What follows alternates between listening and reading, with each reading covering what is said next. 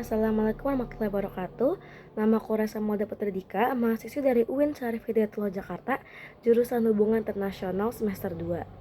Aku di sini ingin menjelaskan apa itu teori hubungan internasional yang aku pahami dari kedua buku yang ditugaskan, yaitu International Relation Theory dan Introduction to International Relation Theories and Approaches.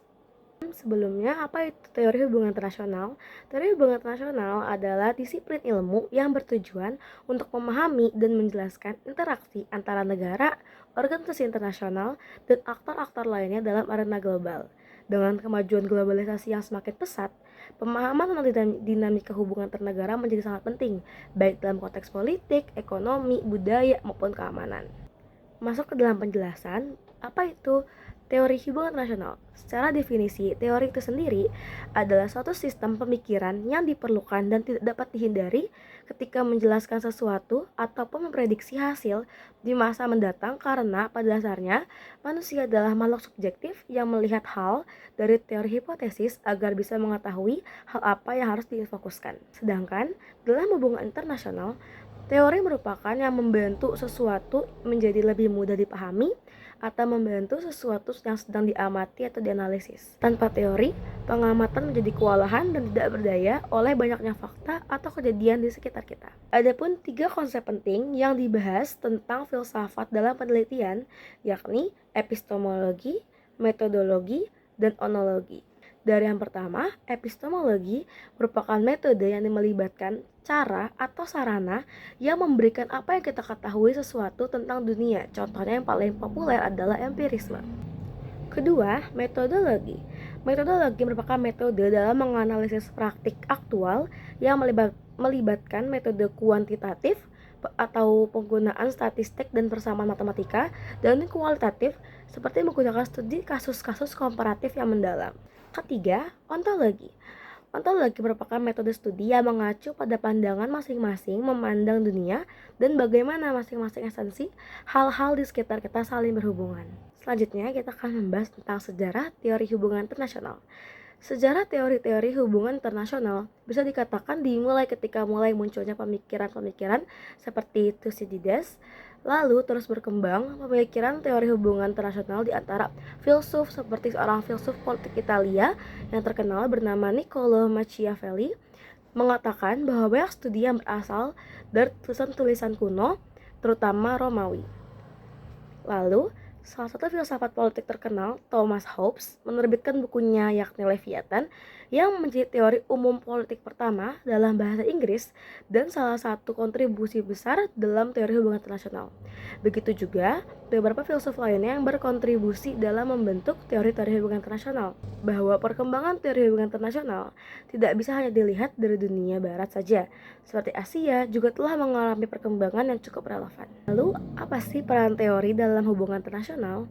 Secara umum, teori dalam hubungan internasional berguna agar kita dapat membingkai isu-isu global, memberikan landasan dalam suatu konflik, dan sebenarnya fungsi umumnya adalah teori digunakan untuk memahami, menganalisis, dan menjelaskan interaksi antar negara dan aktor internasional lainnya. Penulis buku itu juga memberikan contoh pada teori realisme. Para realis meletakkan negara sebagai entitas yang paling penting sehingga negara menjadi aktor utama, sedangkan di teori lain seperti liberalisme, tidak semua hal difokuskan kepada negara, tapi juga pada aktor-aktor non-negara seperti organisasi internasional, LSM, individu, dan kelompok yang berpengaruh dengan politik global. Selanjutnya, kita masuk kepada level analisis apa yang digunakan dalam teori HI. Level analisis sendiri merupakan kerangka kerja yang dirancang untuk mengatur dan membantu dalam pemikiran sistematis tentang hubungan internasional. Di dalam buku International Relation, teori penulis mengutip dari artikel J. David Singer yang mengatakan that one's choice of particular level of analysis determines what one will and will not see. Different level tends to emphasize different actor, structures, and processes. Dari quotes tersebut dapat kita pahami bahwa level analisis penting karena menentukan apa yang akan dia lihat dan apa yang tidak akan dia lihat dalam menganalisis sesuatu. Dalam hubungan internasional, tingkat analisis yang umum digunakan yaitu mencakup sistem internasional, negara, kelompok seperti politik birokrasi, dan individu seperti dalam segi psikologi, persepsi, dan sistem kepercayaan.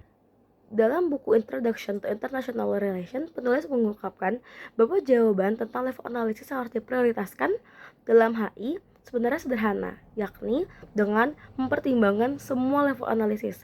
Ini berarti melihat masalah dari berbagai perspektif, baik itu individu, negara, maupun sistem internasional secara keseluruhan. Penulis mengutip dari Waltz, seorang ahli teori dalam hubungan internasional. Beliau mengatakan, "A political theory, if it is any good, not only explain international outcomes, but also provides clues to situation and action that may produce more of the desired and fewer of the undesired ones." Dalam quote ini kita bisa mengambil kesimpulan bahwa teori yang baik bisa dijadikan petunjuk tentang situasi yang sedang dihadapi. Teori-teori sendiri sebenarnya dirancang untuk mencapai tujuan tertentu yang didorong oleh nilai-nilai atau keyakinan ahli teori, seperti mencegah terjadinya perang atau menghentikan perlombaan senjata. Penulis juga menambahkan, walaupun teori-teori ini dapat memandu kebijakan, tetap saja keputusan akhir untuk membuat sebuah kebijakan adalah pembuat kebijakan, bukan ahli teori. Sehingga banyak orang beranggapan bahwa teori hanya berlaku dalam konteks ideal, namun tidak dapat diterapkan langsung dalam dunia nyata. Jadi kesimpulannya, teori hubungan internasional memberikan berbagai pendekatan dan perspektif untuk memahami interaksi antar negara ataupun aktor-aktor internasional lainnya.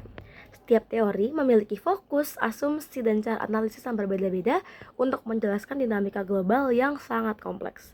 Secara keseluruhan, teori HI tidak hanya berfungsi sebagai alat untuk menganalisis hubungan internasional, tapi juga sebagai cara untuk mempengaruhi kebijakan global dan merumuskan solusi terhadap masalah-masalah internasional yang muncul. Masing-masing teori memberikan wawasan yang berbeda dan saling melengkapi. Mungkin sekian dari saya, mohon maaf jika ada kekurangan, dan semoga bermanfaat bagi kita semua. Syukran, wassalamualaikum warahmatullahi wabarakatuh.